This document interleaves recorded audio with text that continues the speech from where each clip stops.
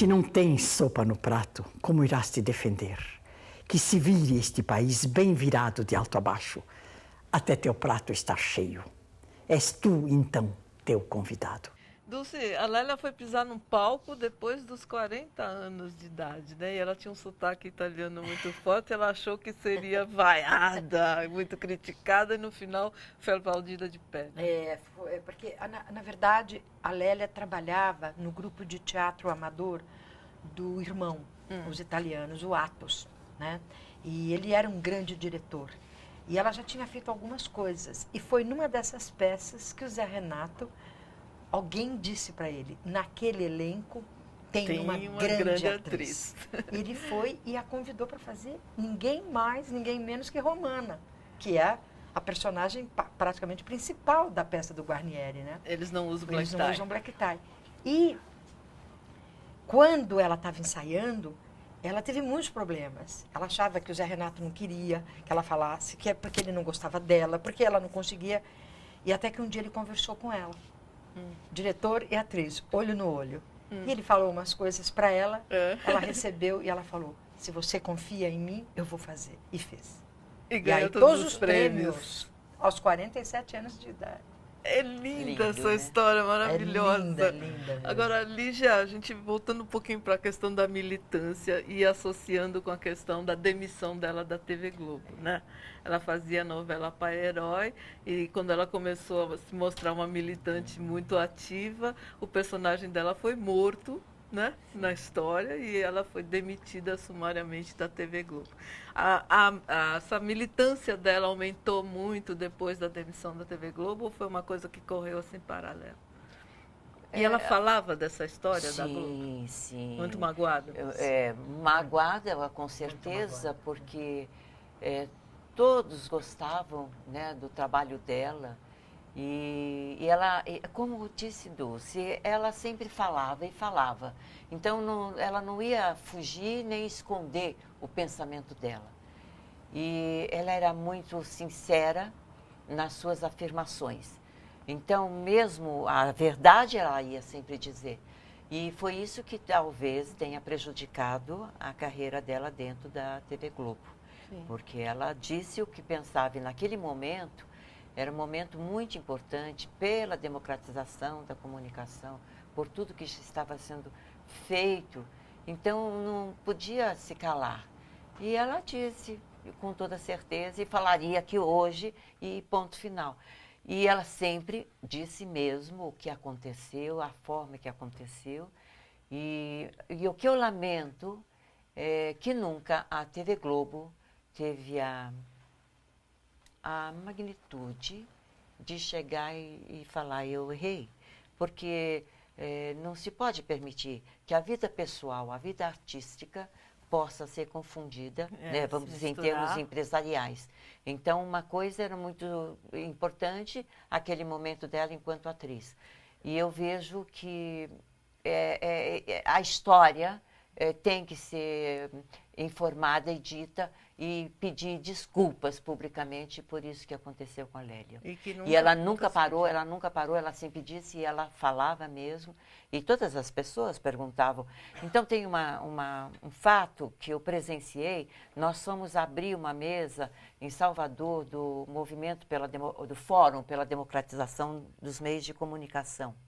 Ela foi convidada e na volta, então, o comandante do voo soube que ela estava ali, aí ele pediu autorização para vir, para baixar e para acompanhar a costa brasileira.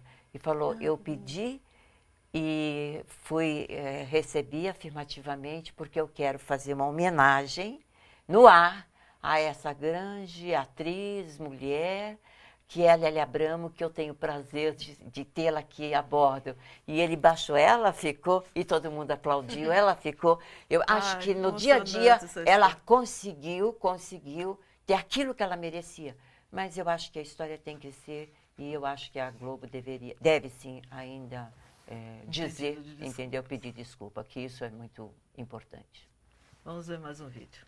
Se não tens qualquer trabalho, como irás te defender? Que se vire este país bem virado de alto a baixo. És tu, então, teu próprio patrão, onde existe trabalho para ti. O meu primeiro emprego, eu fui trabalhar no escritório de uma fábrica de um parente, justamente falei de minha irmã por causa disso. Eram primos dessa minha irmã, esses industriais que instalaram uma fábrica. E eu fui trabalhar nessa fábrica. E foi aí que eu entendi o regime capitalista. Porque era assim, era uma fábrica de passamanarias. Então, você sabe o que é soutache? Aquele soutache é um fininho assim. Então, num metro de soutache, nós tínhamos que fazer os cálculos, o que ia de matéria-prima, né? No custo e o custo do trabalho. Mas nesse custo da matéria-prima e do trabalho, entrava o custo do terreno onde a fábrica tinha sido instalada, o custo do edifício, o custo da maquinária, o custo da folha de pagamento, o custo da matéria-prima, tudo entrava no preço de 1 metro de soutache. Então eu disse, mas isso é uma aberração. E ela acabou fazendo uma pregação em favor dos empregados e acabou demitida. Dulce, ela tinha muito orgulho dessa firmeza de opinião. Sim, muito. E eu tenho histórias fantásticas, você sabe. Em 1977, começou a se falar da criação de um partido dos trabalhadores. Sim. E em 78 ela teve uma participação muito grande na greve, né, dos metalúrgicos, liderada pelo Lula, e ela se aproximou muito. E na greve ela vinha, ela ajudava, ela ensinava como empacotar arroz, feijão, ela ia lá. E então ela tinha, na verdade ela tinha uma vocação. Hoje em dia é muito difícil, as pessoas falam muito em profissão e tal, mas a Lélia era uma vocação, não só para atriz, mas como uma líder, uma militante. E ela tem uma história engraçada, 2, aliás, com Lula. Em 82, ela foi candidata a suplente de senador. E, você sabe, o PT não era a máquina que é hoje. Ao contrário, a gente trabalhava feito uns camelos para poder arrumar dinheiro. E foi fazer um comício no interior. E arrumaram lá com os camaradas, uns companheiros, um caminhão enorme, que tinha umas rodas enormes.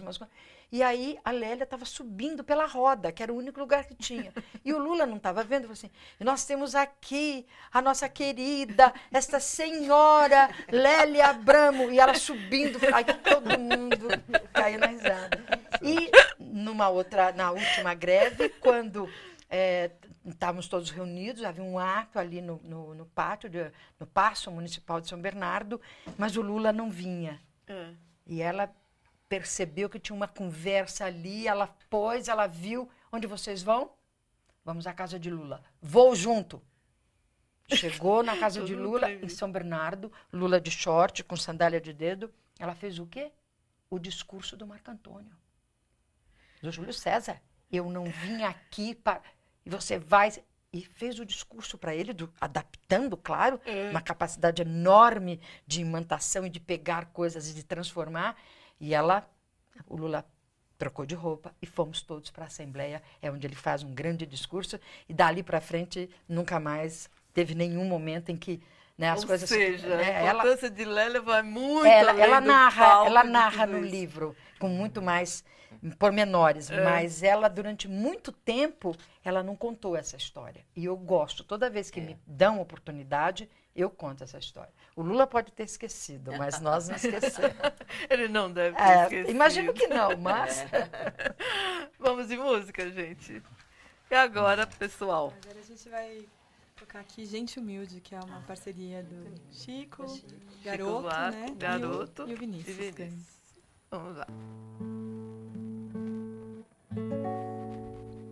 Tem certos dias em que eu penso em minha gente e sinto assim todo o meu peito se apertar, porque parece que acontece de repente, como um desejo de eu viver sem me notar, igual a como quando eu passo no subúrbio, eu muito bem vindo de trem de algum lugar, e aí me dá como uma inveja dessa gente que e segue em frente, sem nem ter com quem contar.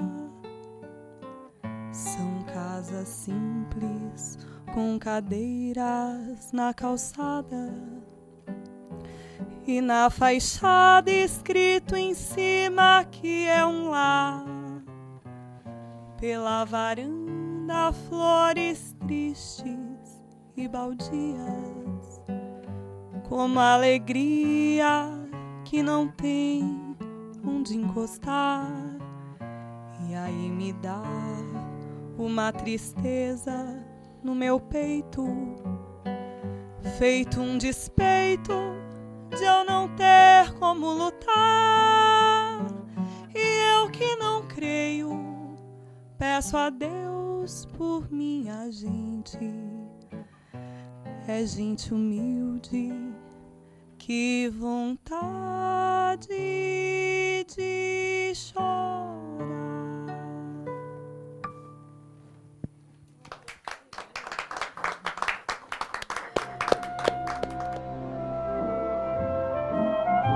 Mulher forte, rígida e reta, que veio ao mundo para pôr a vida a serviço de suas ideias generosas e para mostrar o que é verdadeiramente justo na arte da vida. Vi Lélia Abramo no cinema e na TV. Vi também Lélia num 1º de maio de São Bernardo, em um dos anos 1980. Os helicópteros em sobrevoo nos apontavam metralhadoras, fuzis e baionetas nos horrorizavam. Onipresente, Lélia olhava e olhava, como que ia estudar a cena. Encarou o comandante do choque, que não deixava que seguíssemos em passeata. O medo era tudo. Mesmo assim, queríamos e tínhamos que desafiar a ditadura. Dali a pouco, uma palavra de ordem e seguimos gloriosos. Na testa da marcha ia Lélia, a nos velar com seus olhos de mãe águia.